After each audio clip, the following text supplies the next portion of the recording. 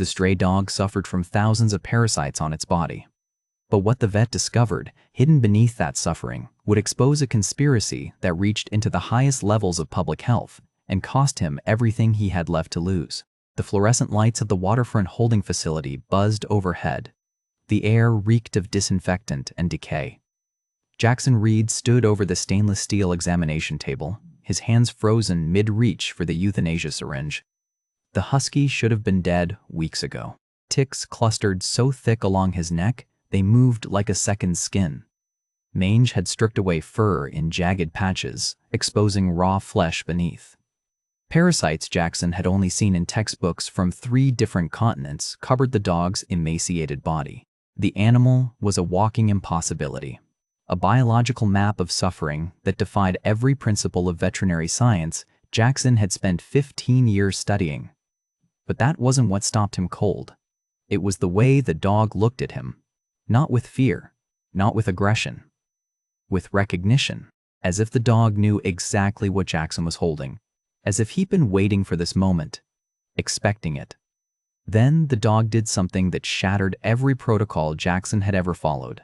He stood bones grinding audibly beneath ravaged skin, walked to the corner of the holding pen, and placed his paw on the shipping manifest lying on the floor.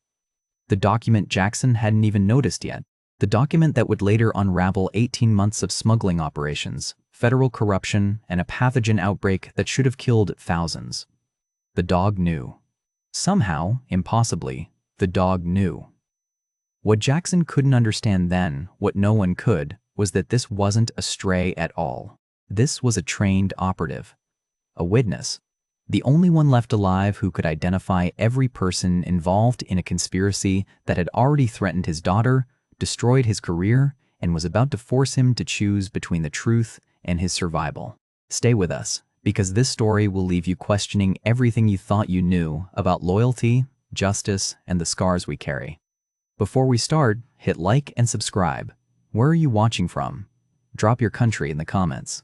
But to understand how a dying dog became the key to stopping a biological catastrophe, we need to go back to where it all started, to the man who had already lost everything, and the case that gave him one last chance at redemption. Jackson Reid had learned to measure his life in paperwork. Form 47B for suspected rabies exposure, Form 22C for kennel license renewals, Form 16A for bite incident documentation.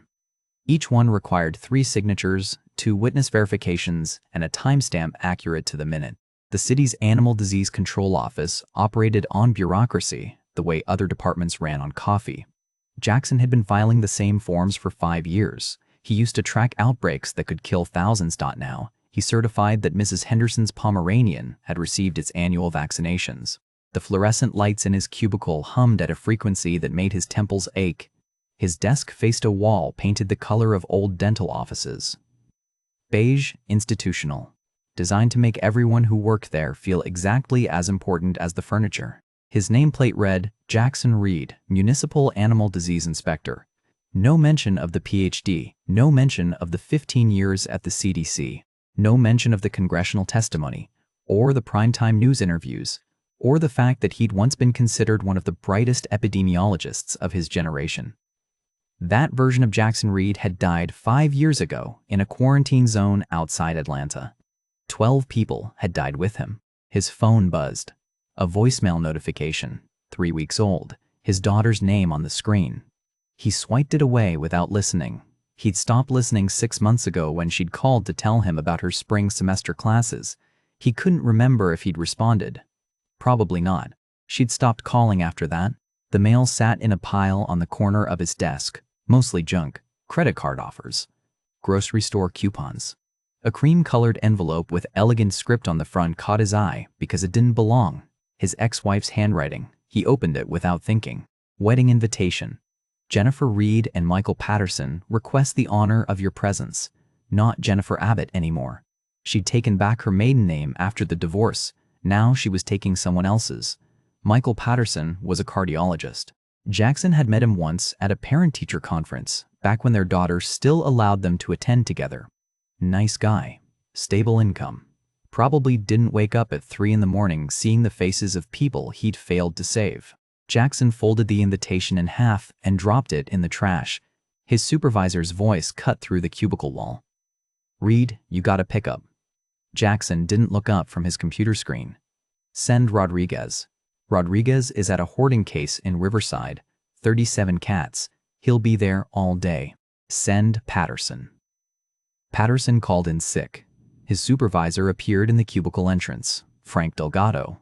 22 years in municipal animal control, retirement eligible in 3 months.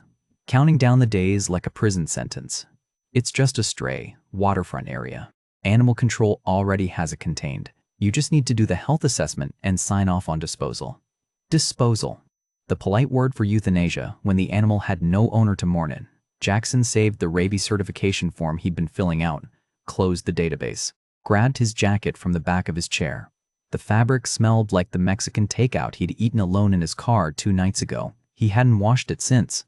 "Where exactly?" he asked. Frank handed him a printout. "Cargo container yard off Harbor Boulevard. Security guard found it this morning. Said it looks pretty rough." They always looked rough by the time animal control got involved. The healthy ones got adopted, the sick ones got Jackson. He took the printout without reading it, folded it into his jacket pocket. His keys were already in his hand. Old habit from the CDC days when every call could be the beginning of an outbreak and every minute counted. Now, the only thing that counted was making sure he filed his timesheet by Friday so his direct deposit would clear. His apartment was 14 minutes from the office. 1 bedroom, kitchenette. Bathroom with a shower that never got hot enough. Rent was cheap because the building was scheduled for demolition in 2 years to make room for luxury condos.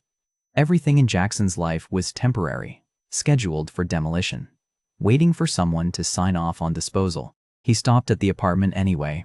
Old habit. The CDC credentials were in a cardboard box under his bed. He pulled the box out every few months just to prove to himself they still existed. Director of Outbreak Investigation, Centers for Disease Control and Prevention. His name embossed in gold lettering. The photo showed a younger version of himself. Confident, clean-shaven. Eyes that still believed he could save people. He'd stopped shaving regularly about 2 years ago.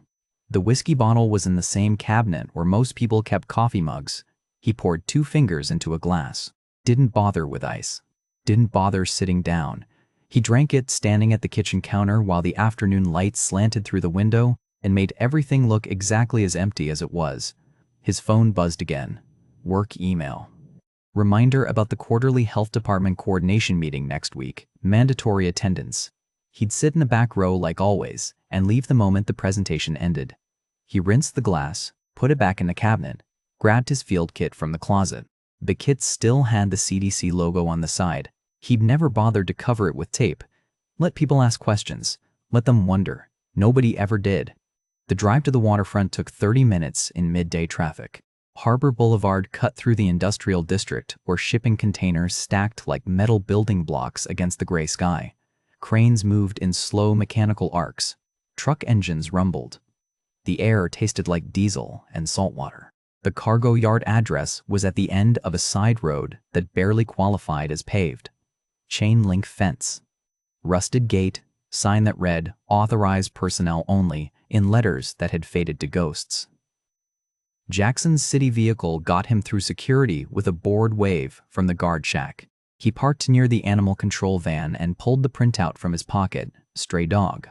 Husky mix. Extreme parasitic load. Recommend immediate euthanization. Jackson folded the paper and left it on his dashboard. He had 4 syringes of pentobarbital in his field kit. He'd probably only need 1. The animal control facility smelled like bleach and fear. Industrial strength disinfectant couldn't quite cover the smell of animals who knew they were running out of time. Jackson pushed through the metal door and found Officer Rodriguez waiting in the hallway. Young guy, maybe 25. Still wore his uniform like he believed in something. "Thanks for coming out," Rodriguez said. "I know it's end of day." Jackson glanced at his watch. 4:30. He'd clocked out in his head 3 hours ago. "What have we got?" Stray Husky. "Found him near the container stacks this morning." Security guard called it in. Rodriguez led him down the corridor toward the quarantine kennels. "I've seen bad cases before, but this one's different." Different usually meant dead by the time Jackson arrived. They stopped at Kennel 7. Rodriguez unlocked the door, but didn't open it. Protocol says immediate euthanization. I just need you to confirm and sign off. Jackson had signed off on 47 euthanizations in the past year. He'd stopped counting somewhere around 30. The number didn't matter anymore. They all ended the same way. Rodriguez opened the door. The dog was standing. That was the first thing that didn't make sense. Animals in this condition didn't stand. They collapsed in corners and waited for the pain to stop. But the Husky stood in the center of the kennel with his head lowered and his eyes fixed on Jackson. His breathing was shallow, labored. Each inhale sounded wet. Jackson stepped into the kennel. The fluorescent light overhead flickered once and held. The dog didn't move, didn't back away, didn't show teeth. He just watched. Jackson knelt 2 feet from the dog and pulled on latex gloves. Standard examination protocol. He'd done this 1,000 times. Visual assessment first, then physical contact, then documentation. The routine was supposed to make it easier. It never did. The dog's ribs pressed against skin that looked 2 sizes too small. His fur had fallen out in patches that left raw flesh exposed. But it was the parasites that made Jackson's hands stop moving. They covered the dog's neck in clusters so thick they looked like a second coat. Ticks, dozens of them, maybe hundreds. They moved in waves as the dog breathed. Jackson leaned closer. The parasites weren't just ticks.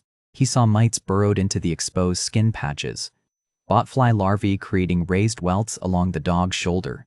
Something that looked like liver flukes clustered around the dog's lower abdomen where the fur was thinnest. His training took over before his brain caught up. He pulled a small magnifying lens from his field kit, examined one of the ticks near the dog's ear. The species was wrong. The shape of the body. The color of the legs. This was a Mediterranean tick, Rhipicephalus sanguineus. He'd only seen them in textbooks and research journals. He moved to the dog's flank. Different tick species. Darker, flatter. Amblyoma variegatum, sub-Saharan Africa. He'd studied an outbreak of Crimean Congo hemorrhagic fever transmitted by these exact ticks during his 2nd year at the CDC. The botflies were wrong too. Dermatobia hominis, Central American species. The larvae shouldn't survive outside tropical climates, but here they were. Alive. Active. Feeding. Jackson's pulse kicked up for the first time in 5 years. He examined the mites. Arctic fur mites, species he'd only seen in Alaskan sled dogs during a rabies surveillance project in 2015.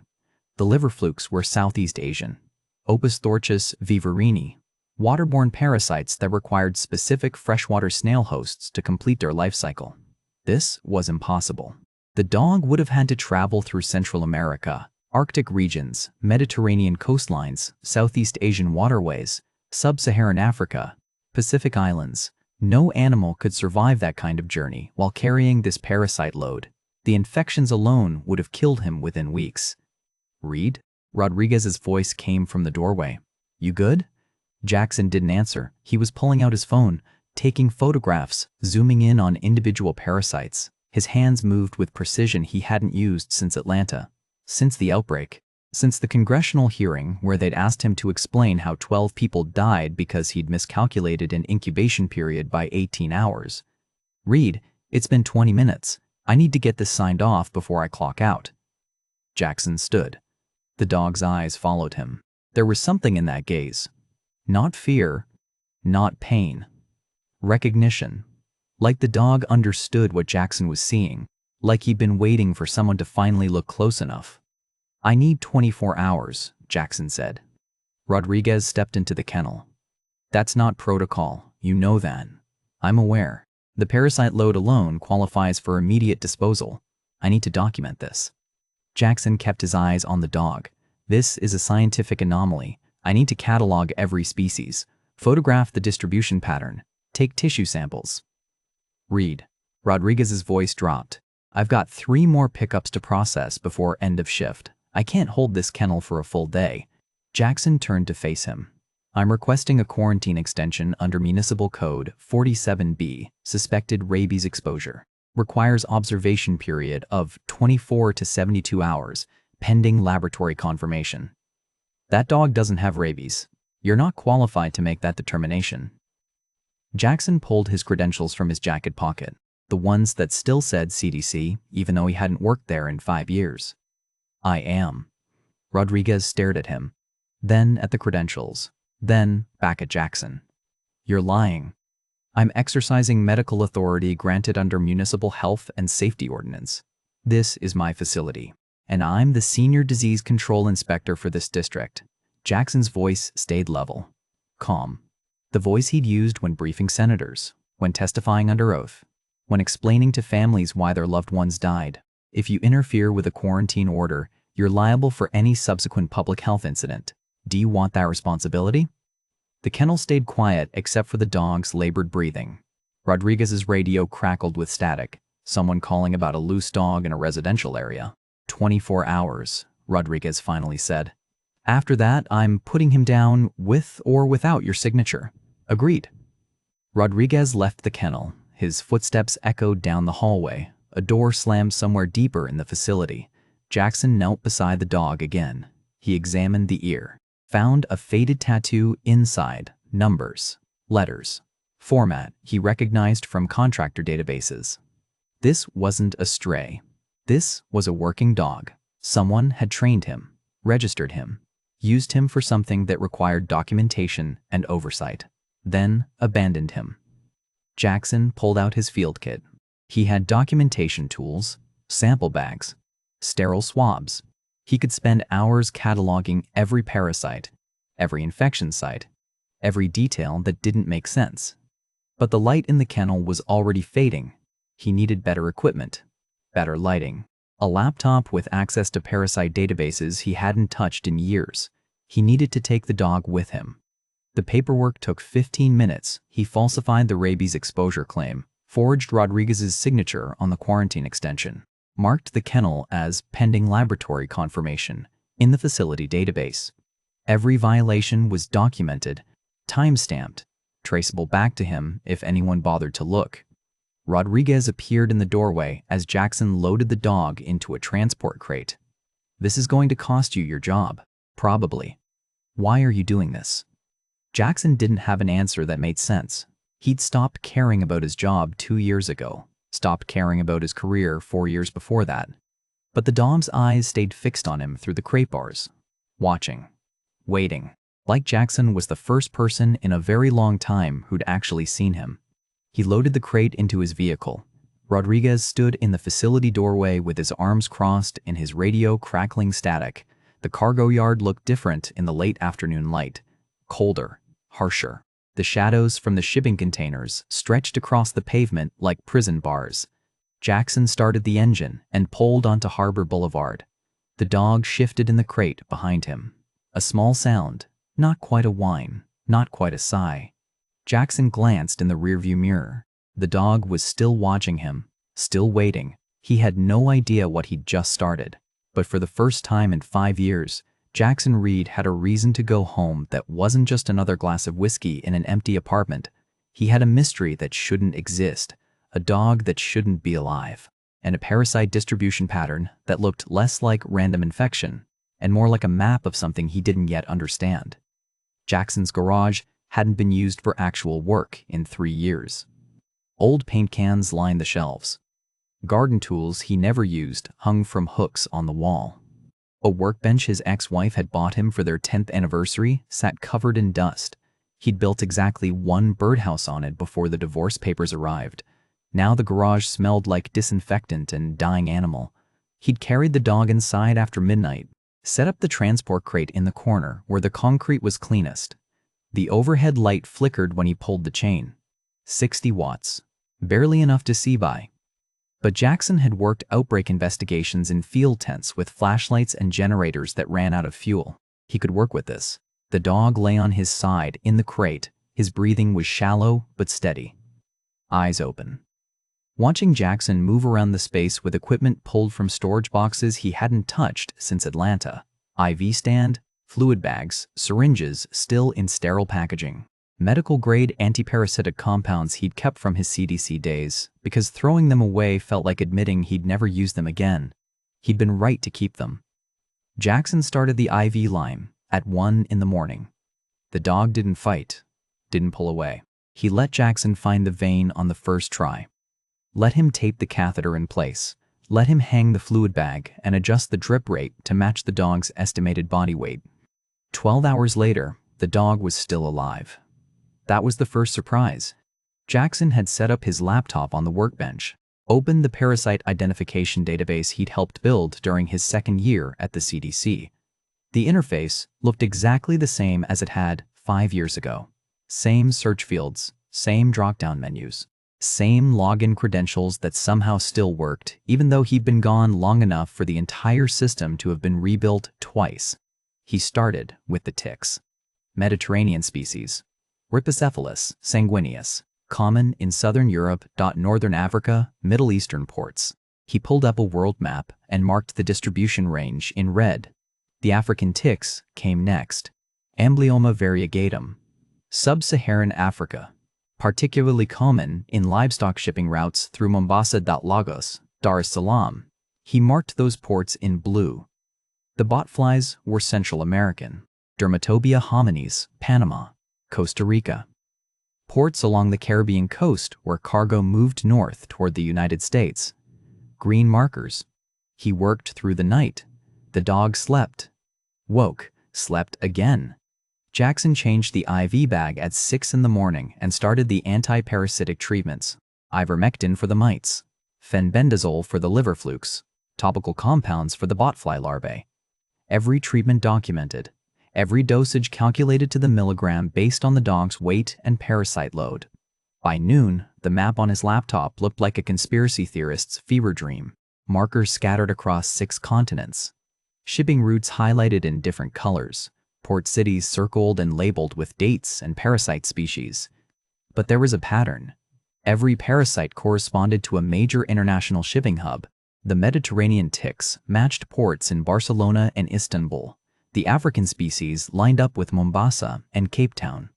The Southeast Asian liver flukes traced back to Singapore and Ho Chi Minh City. The Arctic fur mites came from Anchorage and ports along the northern sea route. The dog hadn't wandered through these locations. He'd been transported, deliberately, through cargo systems that moved products across oceans and continents, through shipping networks that operated on schedules and manifests and customs documentation. Someone had taken this dog on an impossible journey and then abandoned him in a cargo container yard. The dog stood for the first time on the second day, walked 3 steps to the water bowl Jackson had placed inside the crate, drank for 30 seconds, walked back to the blanket and lay down. Progress. Jackson named him Atlas that afternoon. Carrier of worlds, bearer of burdens too heavy for anyone to carry alone. The dom's ears flicked forward when Jackson said the name out loud. Not quite recognition, but something close. On the 3rd day, Atlas tore apart a cardboard box. Jackson had brought home groceries, left the empty box on the garage floor while he carried the bags inside. When he came back 5 minutes later, Atlas had destroyed it. Shredded cardboard scattered across the concrete. The dog stood in the middle of the debris with his head lowered and his nose working in short, sharp inhalations. "Hey," Jackson said quietly. "It's just a box." Atlas ignored him. He pawed at a piece of cardboard near his front feet, picked it up in his teeth, shook it once, and dropped it. Then he urinated on the pile. Jackson stared. The behavior made no sense. Dogs didn't destroy objects for no reason. Especially not dogs this sick. Especially not dogs who'd been calm and cooperative for 72 straight hours. He cleaned up the mess, threw the cardboard in the trash bin outside, came back to find Atlas watching him with the same expression he'd worn in the kennel, waiting, like Jackson was supposed to understand something he didn't. The next morning, Atlas did it again. This time with a wool blanket Jackson's ex-wife had left behind 3 years ago. The dog dragged it off a storage shelf, tore it with his teeth, urinated on it, then sat beside the ruined fabric and looked at Jackson. "What are you doing?" Jackson asked. Atlas's ears rotated forward. His tail stayed low. His breathing stayed steady. That afternoon, Atlas barked at Jackson's neighbor. The neighbor was a guy named Tom who'd lived in the house next door for 6 years. Retired postal worker.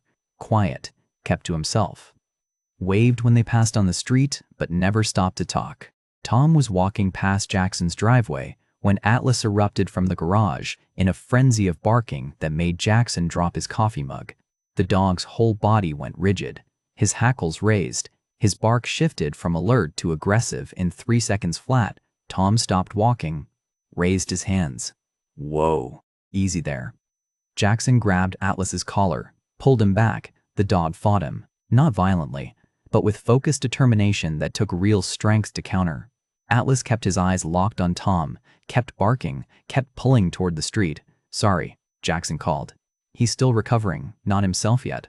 Tom nodded, backed away slowly, continued down the sidewalk with his hands in his pockets and his shoulders hunched like someone who'd just been threatened. Jackson dragged Atlas back into the garage, closed the door. The dog stopped barking immediately. His body relaxed, his breathing evened out.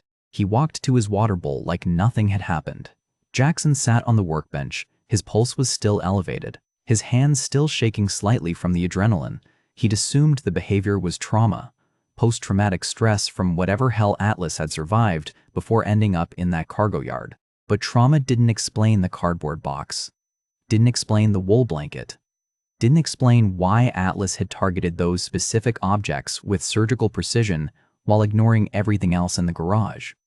Jackson stood, walked to the trash bin outside, pulled out the pieces of destroyed cardboard, brought them back into the garage and laid them on the workbench under the overhead light. He examined them the way he'd examined the parasites, looking for patterns, looking for details most people would miss. The cardboard was standard grocery store packaging, nothing special, nothing unusual, except for the smell. Jackson leaned closer, inhaled. There was something underneath the cardboard scent, something chemical, faint enough that he'd missed it before, but present, definitely present. He pulled out his phone, searched for the grocery store's shipping information, found their distribution center, cross-referenced it with import manifests from the Port Authority database he'd accessed during his Atlas research. The distribution center received shipments from overseas suppliers. Agricultural products, bulk imports that moved through the same cargo systems Atlas had traveled through, the same ports, the same shipping routes. The cardboard box had carried residual scent from those shipments. Jackson grabbed the wool blanket from the trash, examined it under the light. His ex-wife had bought it on their honeymoon in New Zealand. 15 years ago, before the CDC, before Atlanta, before everything fell apart. He inhaled. Different chemical signature lanolin wool processing compounds, fertilizers used in sheep farming operations. The same fertilizers that appeared on banned agricultural import lists for the United States. Atlas wasn't destroying things randomly. He was identifying them, marking them. The same way a detection dog would alert handlers to contraband during an inspection. Jackson walked to his laptop, pulled up the contractor database, searched the tattoo number he'd found inside Atlas's ear during the initial examination. The results loaded slowly. Too slowly. His internet connection was garbage, but he couldn't afford to upgrade. The result came through at 8:30 that evening. Registration number K97749. Agricultural Biosecurity Solutions Inc. Detection Dog. Specialty training in contraband identification for customs enforcement. Status: active. Last registered location: Panama City, Panama. Contract terminated 18 months ago due to company dissolution under fraud investigation. Jackson read the entry 3 times. Then he looked at Atlas. The dog was lying in his crate with his eyes open, watching Jackson the way he'd been watching him for 3 days straight, not waiting to be saved, waiting to be understood. Atlas wasn't a stray who'd suffered through an impossible journey. He was a working dog who'd been trained by people who'd later used that training to help smugglers evade the exact systems he was supposed to protect. And now, he was trying to tell Jackson that those same people were still operating, still smuggling, still moving contraband through the city's port using methods that left chemical traces on grocery store boxes and wool blankets and probably dozens of other objects Jackson encountered every single day without noticing. Atlas had been trying to show him from the beginning. Jackson just hadn't been looking close enough. Jackson called in sick the next morning. First time in 5 years. His supervisor didn't question it. Probably assumed Jackson was finally having the breakdown everyone expected when he took the municipal job. Atlas rode in the passenger seat. His head rested against the window. His breathing had improved overnight. The anti-parasitic treatments were working faster than any case Jackson had documented. The dog was recovering, healing, getting stronger, while Jackson's understanding of what was happening got more complicated with every hour. The city's administrative building sat downtown in a neighborhood that smelled like coffee shops and exhaust fumes. Jackson parked 3 blocks away, left Atlas in the vehicle with the windows cracked and a bowl of water wedged between the seats. The dog watched him lock the doors. Didn't whine, didn't bark, just watched. Jackson's office was on the 3rd floor, shared space with building inspectors and zoning clerks. His desk sat in a corner near a window that overlooked a parking garage. The computer was 10 years old. The keyboard had coffee stains on half the keys, but it had internet access and database permissions Jackson wasn't supposed to use anymore, but somehow still had. He logged into the private contractor registry, federal database, restricted access. His CDC credentials shouldn't have worked. They did anyway. Either someone forgot to revoke his clearance, or the system was so outdated that it didn't matter. He entered Atlas's ear tattoo number, K97749. Hit search. The results loaded in 8 seconds. Agricultural Biosecurity Solutions, Inc., registered 2019, dissolved 2023 under federal fraud investigation. Primary operations, detection dog training for customs enforcement and agricultural quarantine, specialty services, contraband identification for invasive species, undeclared livestock, banned pesticides and fertilizers. Jackson scrolled down. The company had operated in 17 countries, trained 43 dogs, all of them registered with international shipping contractors, all of them deployed to major port cities. He pulled up the operational history. Contracts with customs agencies in Panama, Singapore, Rotterdam, Mombasa. Every city matched a parasite species from Atlas's infection profile. The dog hadn't just traveled through these locations. He'd worked there, lived there, been deployed by people who claimed to protect agricultural imports, but were actually learning how smugglers operated so they could sell that information. The company dissolved when an inspector in Costa Rica noticed detection dogs were alerting to clean shipments while missing obvious contraband. Investigation revealed the dogs had been retrained, taught to ignore specific chemical signatures, taught to alert to decoy shipments while real contraband moved through adjacent inspection lanes. The dogs weren't protecting the system. They were helping criminals exploit it. Jackson printed the operational history, 15 pages. He folded them into his jacket pocket and pulled up the parasite map he'd built in his garage, overlaid it with the company's deployment schedule. Perfect alignment. Every parasite corresponded to a deployment location. Every infection dated to within weeks of Atlas's documented presence in that port. Atlas had been deployed to every major shipping hub in the contraband network. He'd spent months in each location, long enough to become infected by local parasites, long enough to learn the chemical signatures of banned agricultural products, long enough to become the perfect tool for people who needed to move illegal shipments past customs without detection. Then, the company collapsed. The fraud investigation shut down operations, and Atlas became a liability, evidence of what they'd done. So, they abandoned him, left him in a cargo container yard with infections that should have killed him, hoped he'd die before anyone asked questions. The Port Authority building was 2 miles from Jackson's office. He drove there with Atlas still in the passenger seat. The dom's ears rotated forward when they pulled into the parking lot, his nose pressed against the window glass. He could smell the ocean, the diesel. The cargo containers stacked along the waterfront like metal mountains. The records clerk was a woman named Patricia who'd worked at the port for 20 years. She knew Jackson from quarterly inspections, smiled when he walked in, asked if he needed help finding something. Import manifests, Jackson said. Past 6 months. Agricultural equipment. Patricia pulled up the database. Her fingers moved across the keyboard faster than Jackson's ever had. She'd been doing this job since before digital records existed. She knew the system better than anyone. Agricultural equipment is broad, she said. You need a specific shipper? All of them. Everything that came through with minimal customs inspection. Patricia's smile faded. That's a lot of records. How many? She ran the search, waited. The number appeared on her screen. 347 shipments. Jackson's chest tightened. 347 shipments in 6 months. That averaged to nearly 2 per day. All of them marked as agricultural equipment, all of them clearing customs with documentation that should have triggered full inspections but somehow didn't. "Can you filter by approval signature?" Jackson asked. "Sure, whose?"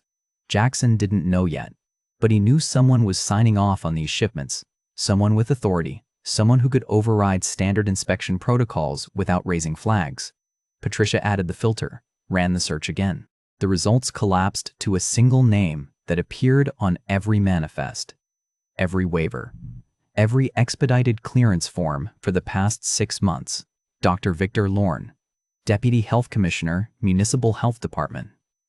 Jackson stared at the screen. Lorne was a senior official, respected, connected to city leadership. His signature appeared on vaccination programs and public health initiatives. His face showed up in local news articles about disease prevention and community wellness. His name was also on 347 import waivers for agricultural shipments that should have been inspected but weren't. "You okay?" Patricia asked. Jackson's mouth was dry. "Can I get copies?" "Of what?" "All of them. Every manifest with Lorne's signature." Patricia hesitated. Her fingers hovered over the keyboard. "That's a lot of paper. Digital is fine." She pulled the flash drive from her desk drawer, loaded the files, handed it to Jackson without asking why he needed them. She'd worked government jobs long enough to know when someone was following a thread that led somewhere dangerous. Jackson walked back to his vehicle. Atlas was sitting upright in the passenger seat, his ears forward, his tail low, his eyes fixed on the stack of papers Jackson had printed in his office. Jackson climbed in, spread the papers across the dashboard, found the most recent manifest. Shipment arriving tomorrow. Refrigerated container. Agricultural equipment. Expedited clearance signed by Dr. Victor Lorne. He held the paper where Atlas could see it. The dog's body went rigid, his hackles raised. A low growl started in his chest. Not aggressive. Warning. The same sound he'd made when he destroyed the cardboard box, when he marked the wool blanket, when he barked at the neighbor. Atlas wasn't reacting to the paper. He was reacting to the signature, the chemical trace left by whatever Lorne had touched before signing the document, the residual scent of the operation he was protecting. Jackson's hands started shaking, not from fear, from recognition.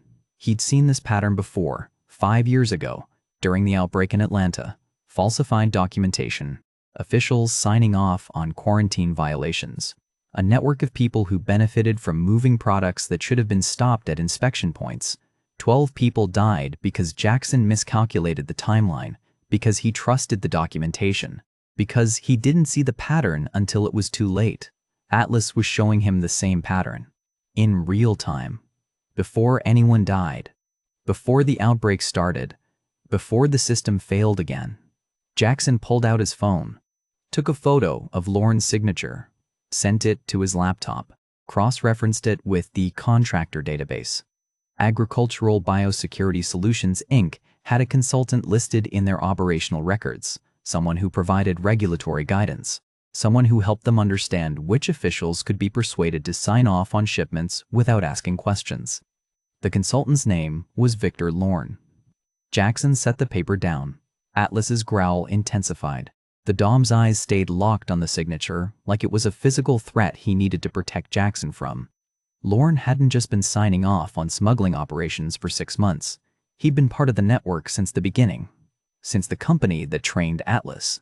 Since the fraud investigation, he'd survived the collapse because his name never appeared in official records, only in consultation agreements buried so deep that no one found them during the investigation. He was still operating, still moving contraband through the port, still using the same system that had corrupted detection dogs and falsified inspection reports.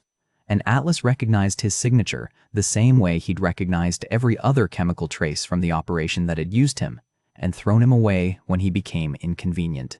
24 hours later, Jackson drove Atlas past the warehouse listed on Lorne's manifest. The address was in the industrial district, where shipping containers sat in endless rows and security cameras watched from every corner. The air smelled like rust and ocean spray. Diesel engines rumbled in the distance. Jackson parked a block away, left the engine running. Atlas sat in the passenger seat with his head forward and his ears rotating towards sounds Jackson couldn't hear. The dog's breathing had changed. Faster. Shallower. Alert. Easy, Jackson said quietly. Atlas didn't respond. His eyes locked on the warehouse 300 feet ahead. A single-story concrete building with loading docks on 3 sides. Trucks came and went in irregular patterns. Workers moved pallets with forklifts. Everything looked legitimate, professional, exactly like any other import facility in the city. Atlas's body went rigid. His weight shifted forward onto his front legs, his tail dropped low, his nose worked in rapid inhalations, the same posture he'd shown with the cardboard box, the same intensity he displayed toward the wool blanket. This wasn't fear. This was recognition. Jackson pulled out his phone, took photos of the warehouse, the loading docks, the security cameras, the license plates on the trucks. He documented everything the way he documented outbreak sites during his CDC days. Evidence collection, chain of custody, building a case that could withstand scrutiny. Atlas whined. Low, urgent, his claws scratched against the passenger seat upholstery. "I know," Jackson whispered. "I see it." But he didn't see it. Not really. Atlas was detecting chemical signatures invisible to human senses, pesticides banned in 12 countries, fertilizers that left molecular traces on everything they touched. The dog could smell what Jackson could only prove through laboratory analysis that would take weeks he didn't have. Jackson pulled away from the warehouse. Atlas stayed rigid for another 2 blocks before his body finally relaxed. The dog turned to look at Jackson, held his gaze for 3 seconds, then lay down in the passenger seat with his head on his paws. The quarterly health department meeting started at 6. Jackson had attended every one for 5 years. Mandatory for all municipal disease control staff. Usually consisted of PowerPoint presentations about vaccination rates and budget allocations. Jackson always sat in the back row and left early. Tonight, he arrived 15 minutes before start time. The conference room was on the 2nd floor of the municipal building. Fluorescent lights. Folding chairs. A projector screen at the front. Coffee in paper cups that tasted like burnt cardboard. Dr. Victor Lorne stood near the front, talking to the city health director, laughing at something she'd said. He wore a suit that cost more than Jackson's monthly rent. His hair was silver at the temples, distinguished. He looked like every public health official Jackson had ever worked with at the CDC. Competent, trustworthy. The kind of person who testified before Congress and got quoted in newspaper articles. Jackson took a seat in the back, watched Lorne work the room, shaking hands, remembering names, asking about people's families with the kind of practiced warmth that came from years of political networking. The meeting covered standard topics: disease surveillance updates, funding requests for vaccination programs, new protocols for animal disease reporting. Jackson barely listened. He kept watching Lorne. Looking for something? A tell, a crack in the facade. Any indication that this man was signing off on illegal shipments that could trigger the same kind of outbreak that killed 12 people in Atlanta. Lorne presented the final agenda item.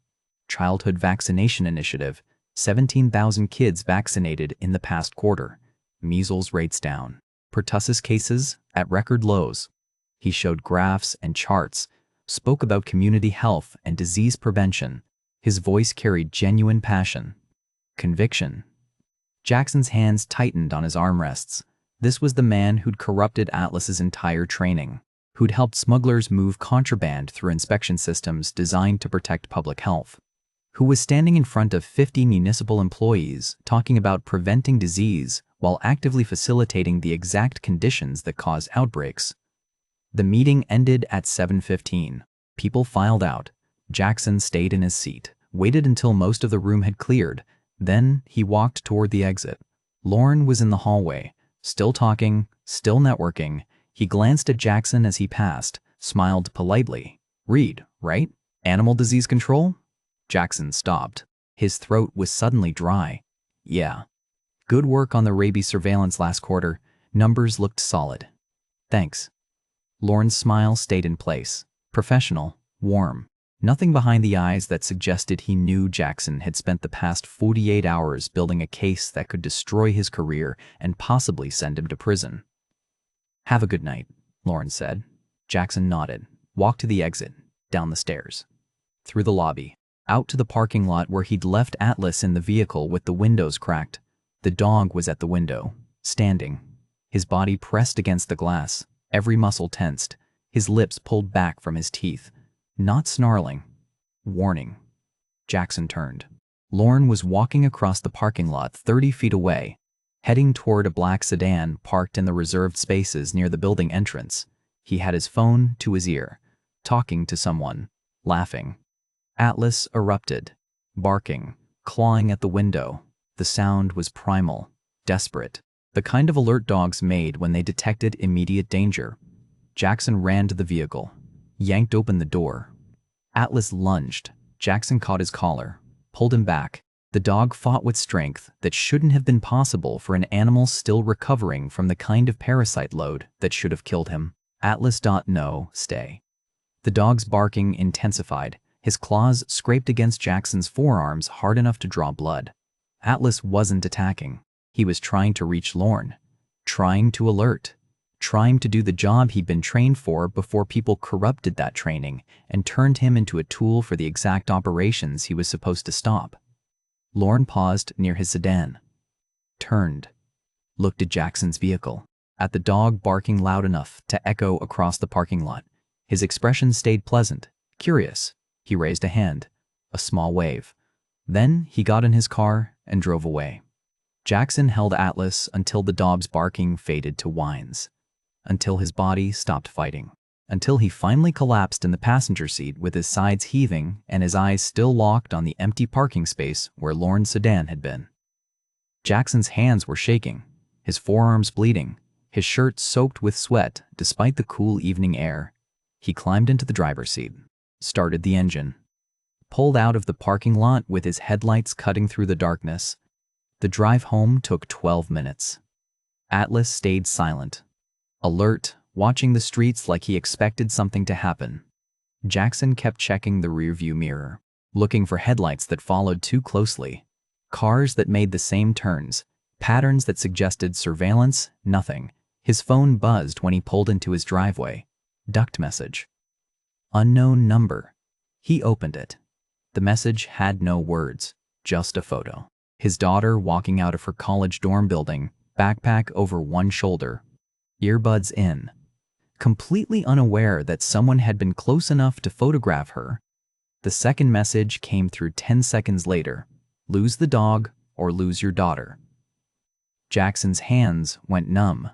The phone slipped from his fingers, landed on the passenger seat next to Atlas. The dog's ears flipped forward, his nose moved toward the screen, sniffing, reading something in the digital pixels that Jackson couldn't begin to understand.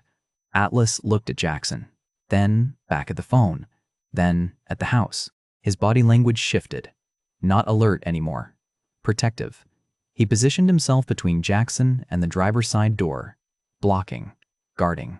Jackson sat in the darkness of his garage with his daughter's photo glowing on his phone screen, and a dog who'd been abandoned to die now trying to protect the man who'd saved him from people who had no problem threatening a 21-year-old girl to silence a disgraced epidemiologist. Nobody would believe anyway.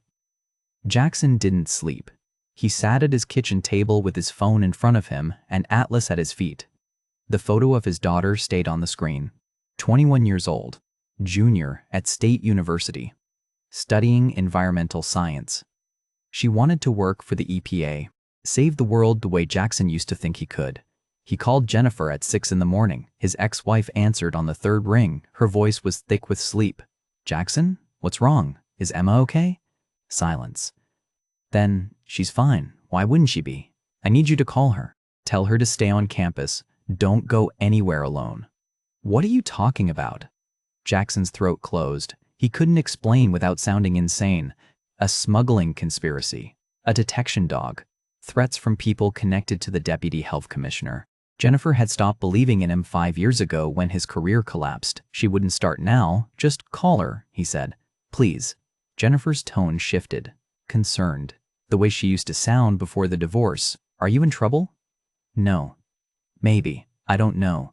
Jackson. Just warn her. Tell her I'll explain later. He hung up before she could ask more questions. His hands were still shaking. Atlas lifted his head, placed his chin on Jackson's knee. The dog's eyes stayed fixed on Jackson's face, reading him, understanding in ways that had nothing to do with language. Jackson had one option left. Go official. Bring everything to federal authorities who had resources and jurisdiction Jackson didn't have. Force them to investigate before the shipment arrived. Before Lauren could move it. Before whatever pathogen was hiding in that refrigerated container had a chance to spread. The FBI field office was downtown in a building that looked like every government facility Jackson had ever visited. Security checkpoint, metal detectors, badges and credentials, and bureaucracy that moved at the speed of committee meetings. Agent Sarah Carmichael met him in a conference room on the 3rd floor, mid-40s, sharp suit. Eyes that had seen enough liars to spot them in 3 seconds. She listened while Jackson spread his evidence across the table. Parasite documentation, shipping manifests, Atlas's contractor history, Port Authority records showing 347 shipments signed off by Victor Lorne. She examined each document, asked clarifying questions, took notes on a yellow legal pad. When Jackson finished, she set down her pen and leaned back in her chair. This is impressive work, she said. Jackson's chest loosened slightly. So you'll investigate? I didn't say that. The room felt colder. Why not? Because impressive work isn't the same as evidence. Carmichael gestured at the documents. You have parasites on a dog. You have shipping manifests. You have signature patterns. What you don't have is proof of contraband. The dog alerts to chemical signatures from banned agricultural products. The dog is a stray animal with no chain of custody. His training records are from a dissolved company under fraud investigation. Even if we wanted to use him as a detection asset, his alerts wouldn't be admissible in court. Dr. Lorne's signature is on every waiver. Lorne is the Deputy Health Commissioner. Signing import waivers is part of his job. Without evidence that those specific shipments contained contraband, his signatures prove nothing. Jackson's voice dropped. There is a shipment arriving tonight. Refrigerated container. Expedited clearance. If you inspect it, based on what probable cause? A hunch from a municipal animal inspector and a sick dog? The words hit like a physical blow. Jackson had spent 5 years as a nobody, a clerk, a bureaucrat who signed rabies certificates and filed paperwork nobody read. Carmichael was right. He had no credibility, no authority, no standing to make accusations against a respected city official. You need to surrender the dog, Carmichael said quietly. No. Mr. Reid, you violated animal control protocols, falsified quarantine documents, removed a stray from municipal custody without authorization. If you don't return him, you'll face charges. He's the only witness. He's an animal. Animals aren't witnesses. Jackson stood, gathered his documents, his hands moved mechanically, folder by folder, photograph by photograph. Everything he'd built over the past week reduced to inadmissible speculation by someone whose job was to protect the system Jackson was trying to expose. Dr. Lorne is connected, Carmichael said. Her voice had changed, softer, almost apologetic. He has relationships with people who matter. City council, state legislature, federal oversight committees. If you go after him without ironclad proof, you won't just lose, you'll be destroyed. Jackson looked at her. Is that a threat? It's a warning. From someone who's seen what happens to people who make accusations they can't prove against, officials who have the power to bury them. So you're telling me to walk away. I'm telling you to let professionals handle this investigation. There is no investigation. Carmichael's expression didn't change. She'd already said everything she could say, warned him, protected him from himself. Now, she was waiting for him to leave so she could file his report in whatever database existed for conspiracy theories brought in by disgraced scientists and dying dogs. Jackson left the conference room, walked through the lobby, past the security checkpoint, out to the parking lot where Atlas waited in his vehicle. The dog stood when Jackson opened the door, tail low, ears forward. Reading Jackson's body language, the way he'd been reading chemical signatures for a career that ended when the people who trained him decided he was more valuable as a disposable tool than a trained asset. Jackson sat in the driver's seat. Atlas moved closer, pressed his side against Jackson's leg. The contact was grounding, real. The only thing in Jackson's life that made sense anymore. He pulled out his phone, looked at the photo of his daughter one more time, then at the manifest showing Lorne's signatures, then at Atlas. The dog had survived an impossible journey, carried evidence on his own body through ports and shipping routes and cargo systems that should have killed him. He'd been abandoned, left to die, reduced to nothing more than a problem someone needed to eliminate. But he was still here, still alert, still trying to do the job he'd been trained for, even though the people who trained him had corrupted everything that training was supposed to protect. Atlas was the only witness, the only one who could prove what was happening, the only one they needed to silence before the shipment cleared customs and disappeared into distribution networks that would spread contaminated products across the region. And the only one Jackson had any chance of protecting was himself. The shipment was scheduled to arrive at 11 p.m. Jackson parked 4 blocks from the warehouse with the engine off and the lights dark. The industrial district looked different at night. Colder, emptier, security lights cast harsh shadows across the pavement. The air smelled like salt water and diesel fuel. Atlas sat in the passenger seat, alert. His ears rotated toward sounds Jackson couldn't hear. Distant truck engines, metal containers being moved by cranes, the low hum of refrigeration units keeping cargo cold during transport. Jackson had made his choice 6 hours ago. He couldn't prove the smuggling through documents. The FBI wouldn't help. His daughter was being watched. His career was already destroyed. He had nothing left to lose except the dog sitting beside him and the last shred of belief that he could still stop an outbreak before it started.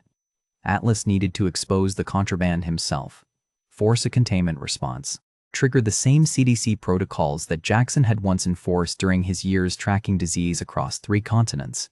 The refrigerated container arrived at 11:15. Jackson watched through binoculars as the semi-truck backed up to the loading dock. Workers emerged from the warehouse. Forklifts moved into position. Everything looked routine, professional. Just another import shipment clearing customs on a Wednesday night. Then Victor Lorne's black sedan pulled into the parking lot. Jackson's chest tightened. Lorne never came to inspect shipments personally. His job was signing waivers, providing political cover, collecting whatever payment kept him complicit in an operation that moved banned products through systems designed to stop exactly this kind of smuggling. But tonight, he was here, overseeing clearance himself, making sure nothing went wrong. Jackson opened the passenger door.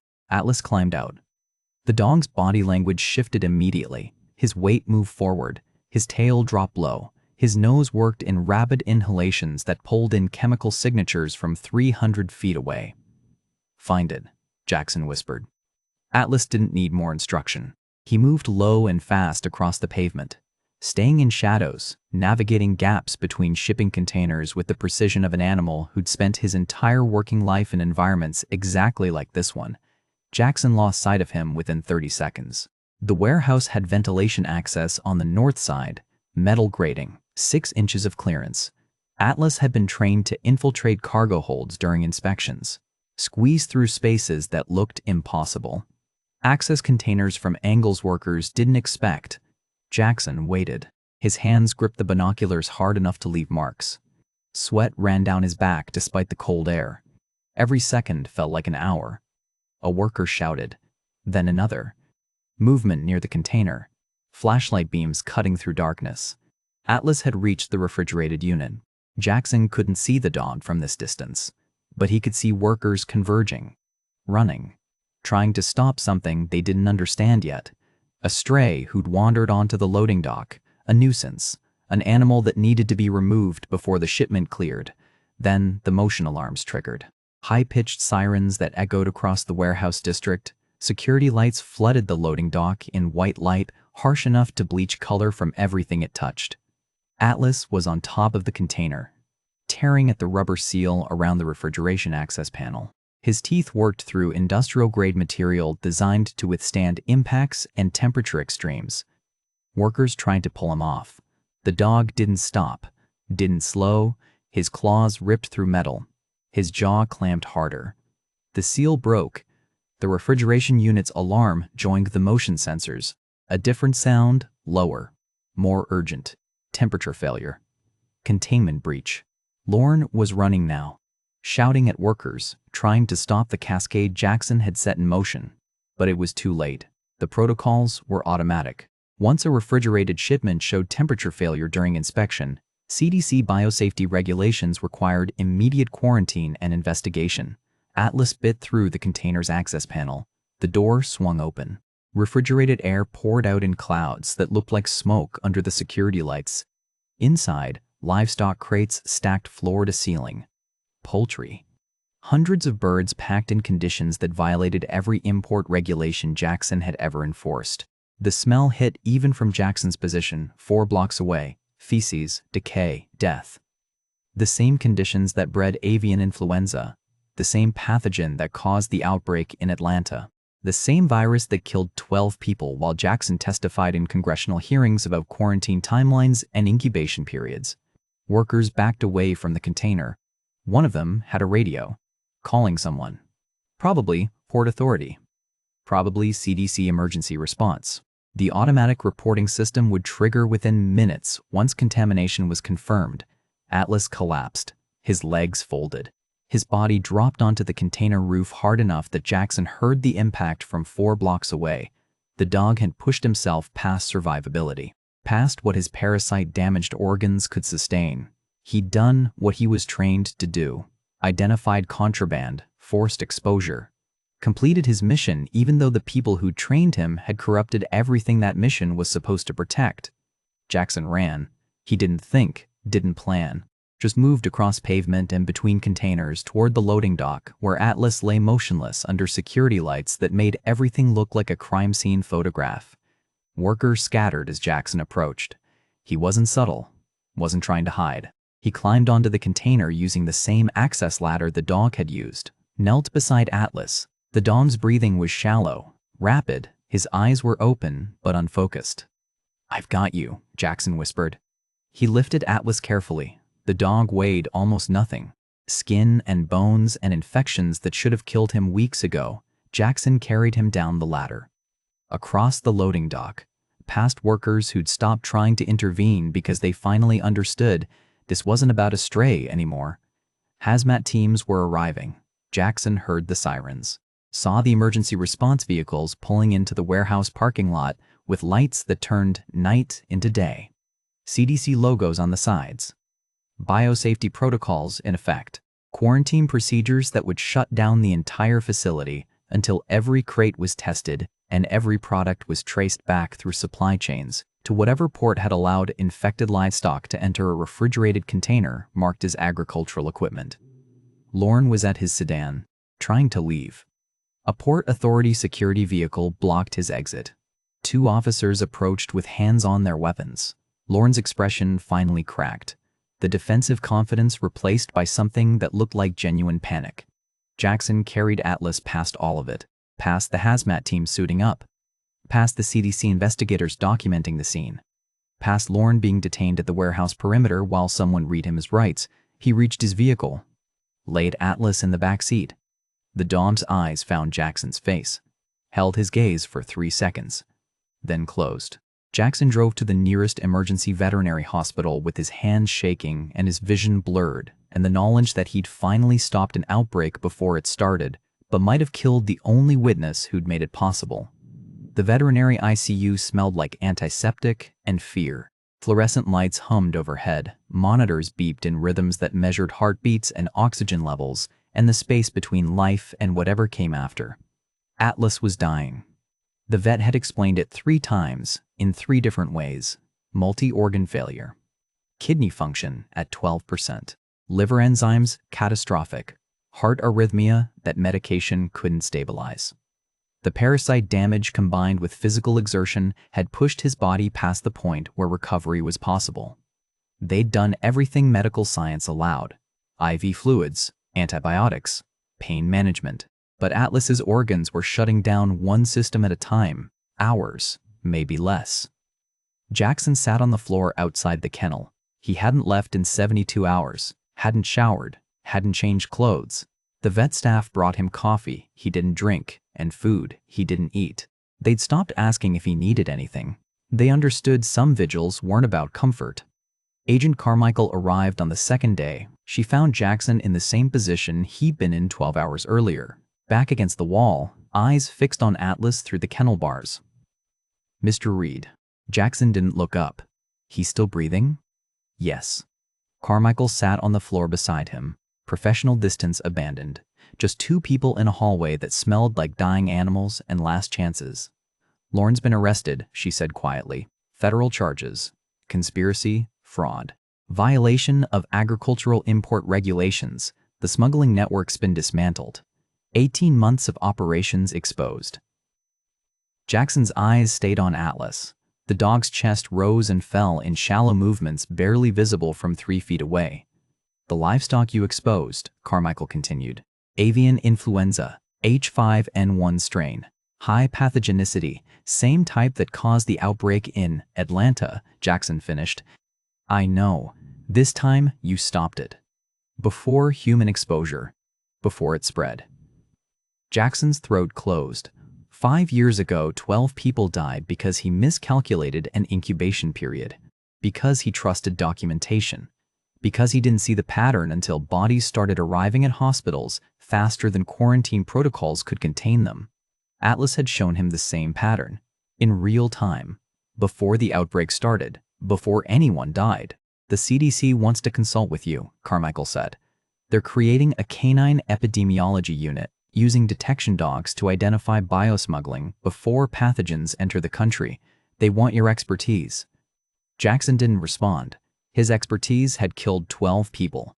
Atlas's instincts had saved thousands. Carmichael stood. Her hand rested briefly on Jackson's shoulder. Then she walked down the hallway and disappeared through doors that led back to a world where successful investigations meant promotions and commendations instead of sitting on hospital floors watching dogs die. The vet came an hour later. Young woman, late 20s. Eyes that had seen enough death to recognize when fighting stopped being mercy. "His kidneys have stopped filtering," she said gently. "Heart rate's dropping. There's nothing more we can do."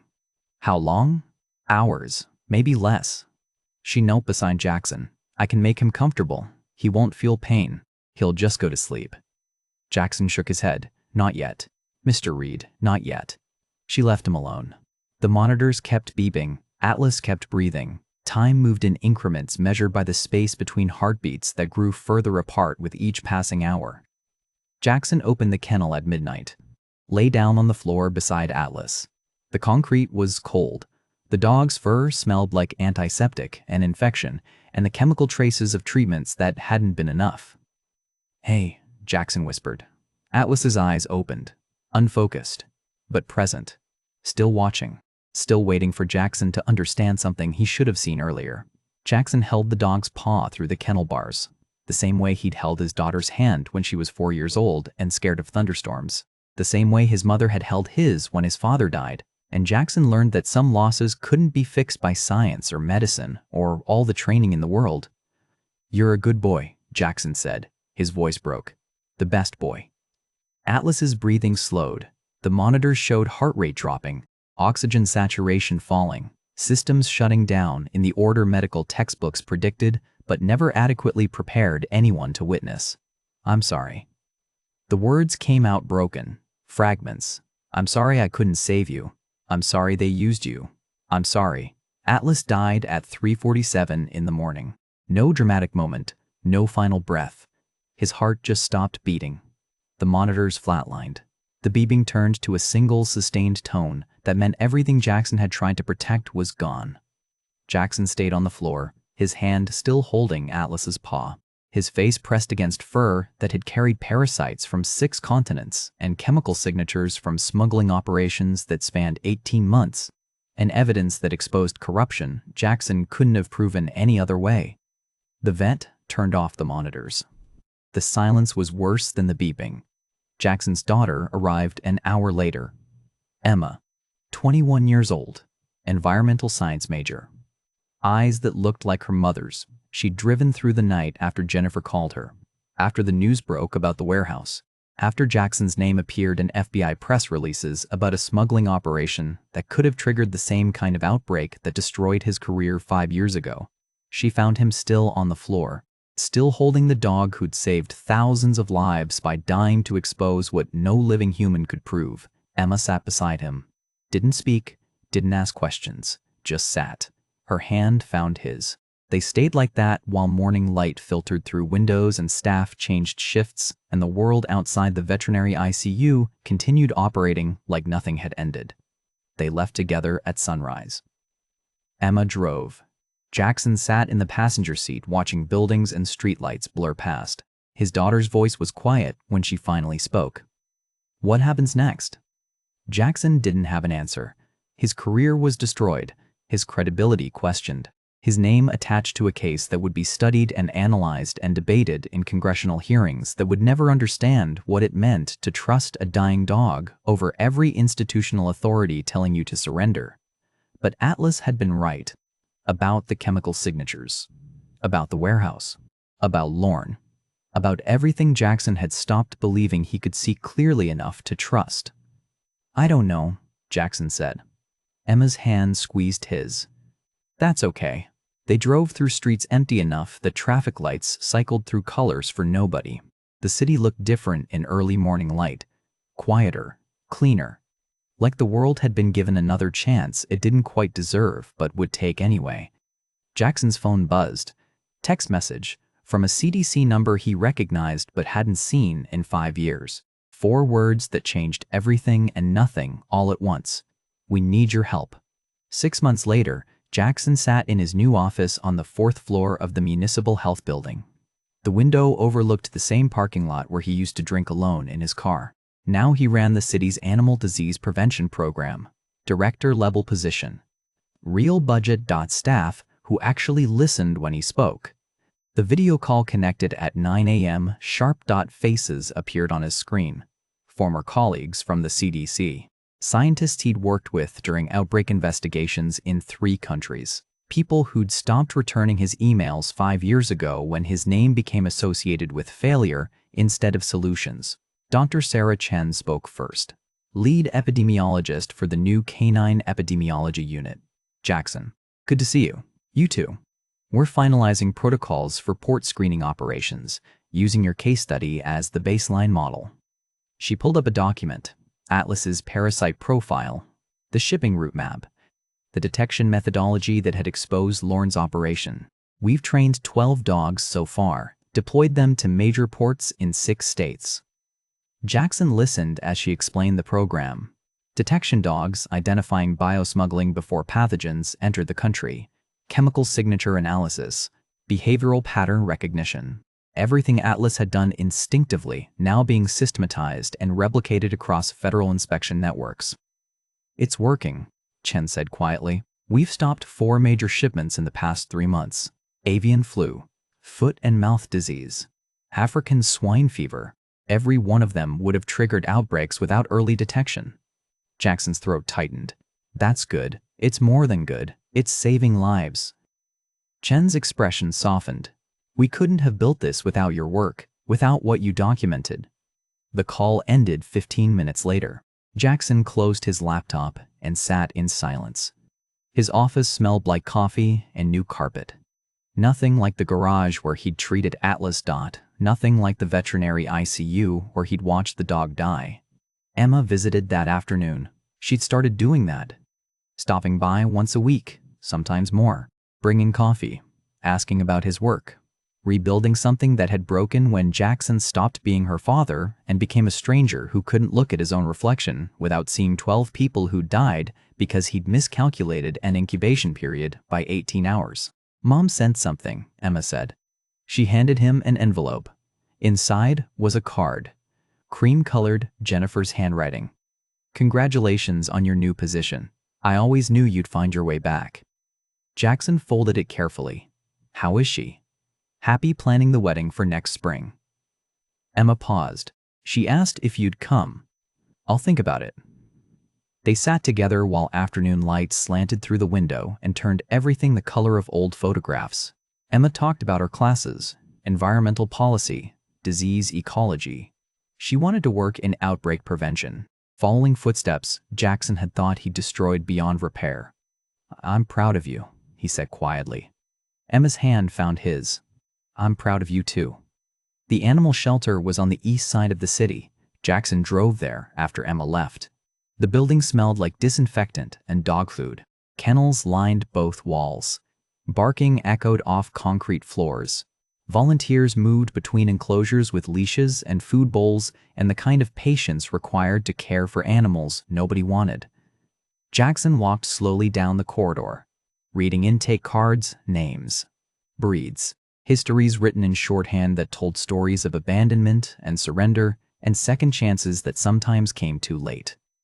He stopped at Kennel 12, Husky, male. Approximately 3 years old, found near shipping district, medical history, parasitic infections from multiple regions, responding well to treatment. The dog was lying in the corner, thin, scarred. Eyes that watched Jackson with the same expression Atlas had worn in that waterfront holding facility 6 months ago, not asking to be saved, just waiting to be seen. Jackson opened the kennel door, knelt on the concrete. The dog stood slowly, approached with caution that came from learning humans couldn't always be trusted. His nose worked in short inhalations, reading Jackson, deciding if this stranger was different from the ones who'd failed him before. "Hey," Jackson whispered. The dog's tail lifted slightly, not quite wagging. "Testing." Jackson examined the intake form more carefully. The parasite profile showed species from Southeast Asia, Mediterranean ports, Central American shipping routes, a smaller map than Atlas had carried. But a map nonetheless.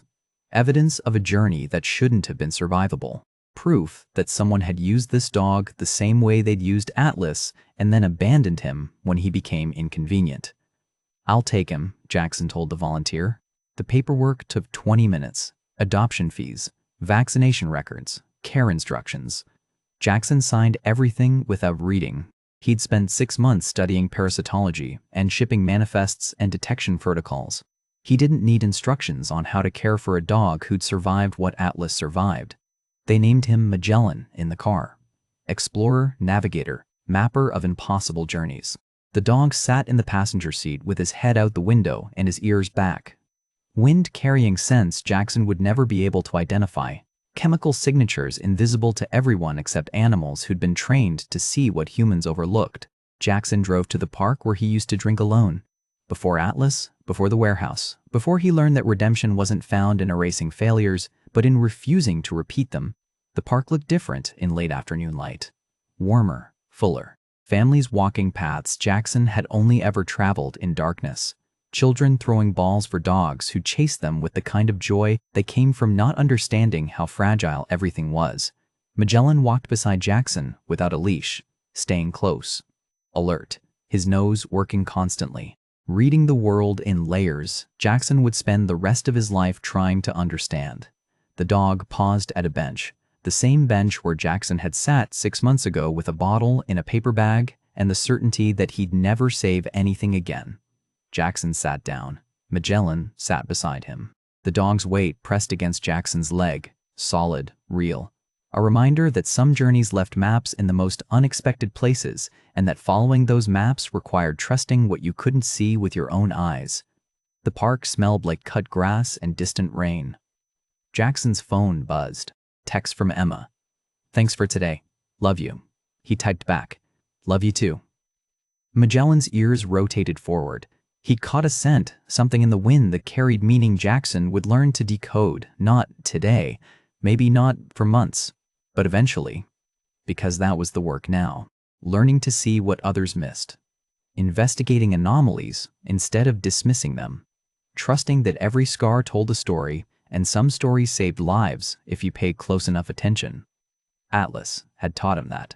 A dog who'd carried parasites from 6 continents and chemical signatures from smuggling operations spanning 18 months, and the faith that someone would finally look close enough to understand what his body had been trying to say from the beginning. Jackson stood. Magellan stood with him. They walked together through the park where Jackson used to drink alone. He didn't drink anymore, hadn't touched alcohol in 6 months, didn't need it. The weight he'd been carrying for 5 years had shifted, not disappeared. Never disappeared. But changed into something he could bear because Atlas had shown him that redemption wasn't about forgetting the people he'd failed to save. It was about honoring them by refusing to fail the ones who came after. The map Atlas carried both on his body and in his purpose guided Jackson now, through parks and kennels and shipping manifests, through video calls with scientists who'd learned to trust him again, through afternoons with his daughter who'd forgiven him for becoming a stranger, through mornings in offices where he investigated anomalies and afternoons in shelters where he found dogs who needed someone to see them the way Atlas had needed to be seen. Every scar told a story. Atlas's scars had told Jackson how to stop an outbreak before it started. Magellan's scars would tell a different story, and Jackson would be there to listen, to document, to trust what he couldn't prove with anything except faith that some bonds transcended species and language and all the ways humans tried to measure what mattered. They left the park as sunset turned the sky orange and gold. Magellan walked beside him, alert, ready, carrying his own map toward destinations neither of them could see yet, but both of them would navigate together. Some journeys leave maps in the most unexpected places, and some maps are worth following even when you don't know where they lead.